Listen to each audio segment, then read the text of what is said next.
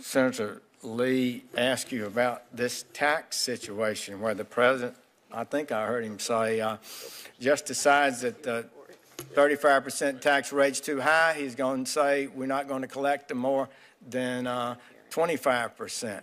And you said, after pressed a little bit, doesn't sound like something I'd agree with. I'd say that shouldn't take you too long to say, no, this isn't right. Well, I agree, Senator. I think what I was telling you was that that was certainly my gut reaction to it. But if I'm going to be doing battle with anybody, I want to make sure I have the law and the facts and the precedent behind me to be able to give a reasoned judgment. And if I'm in a discussion where people have different views, I want to make sure I've got what I need to back up my views. Well, you have to watch out because people will be asking you to do things you just need to say no about. Do you think the Attorney General has a responsibility to say no to the President if he asks for something that's improper? A lot of people have defended the Lynch nomination, for example, by saying, well, he appoints somebody who's going to execute his views. What's wrong with that? But if the views the President wants to execute are unlawful, should the Attorney General or the Deputy Attorney General say no? Senator, I believe that the Attorney General or the Deputy Attorney General has an obligation to follow the law and the Constitution and to give their independent legal advice to the President. Does the Office of Legal Counsel, which makes many of these opinions that impact policy, does it report through the Deputy's office or directly to the Attorney General? Well, when you look at the org chart, the Office of Legal Counsel reports to the Deputy's office. But it's important that the Office of Legal Counsel also be independent because federal agencies across our government regularly come to the Office of Legal Counsel seeking advice and guidance about what is permissible and what isn't. And it's critically important that the OLC advice, the Office of Legal Counsel advice, be just that, advice, and that it not be advocacy. Well, that's true. And like any CEO with a law firm, sometimes the lawyers have to tell the CEO, Mr. CEO, you can't do that.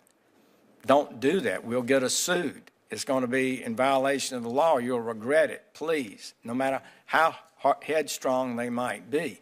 Do you feel like that's the duty of the Attorney General's office? I do believe that that's the duty of the Attorney General's office, to fairly and impartially evaluate the law and to provide the President and the administration with impartial legal advice. And just as in a fraud case or any other drug case you might have prosecuted excellently, it appears, over the years, immigration law is important to be consistently and effectively enforced, should it not?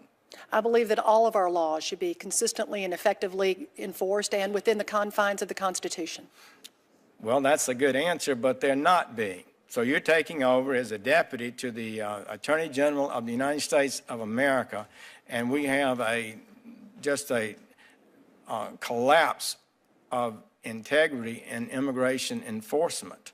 And the President's position on executive amnesty just accelerates the collapse of integrity, resulting in, for example, the lowest morale in the Department of Homeland Security officers who enforce the law of any department in the entire government. They've even sued their supervisors because they're being told to not follow their oath to enforce the law, but to carry out political policies. There's a lawsuit over that. They sued their bosses over that. And I think they're correct. Now, I remember John Ashcroft is Attorney General for Bush, and he's been celebrated for being in, when he was in the hospital, they tried to get him to sign a document that dealt with terrorism that he thought went too far. He refused to do so. So I hope that you feel free to say no in the character of John Ashcroft and others who said no to President Nixon. certain issues. Let me just ask you briefly this question. I'd like to have a clear answer if I could. Do you think that the President's executive action announced on November 20th is legal and constitutional? Can you give us a yes or no answer? Well, Senator, since mid-January, I've been serving as the acting Deputy Attorney General of the Department of Justice, and the Department of Justice is currently litigating this matter. And so since I'm the acting Deputy Attorney General of the Department of Justice when it's litigating this, it's really not appropriate for me to give you my personal opinion about this matter or any other matter that the Department of Justice is litigating. Well, the only thing I care about is your official position. So your official position is you're defending the President's action in court. Isn't that correct? The Department of Justice has filed pleadings with its position, and I stand by those pleadings.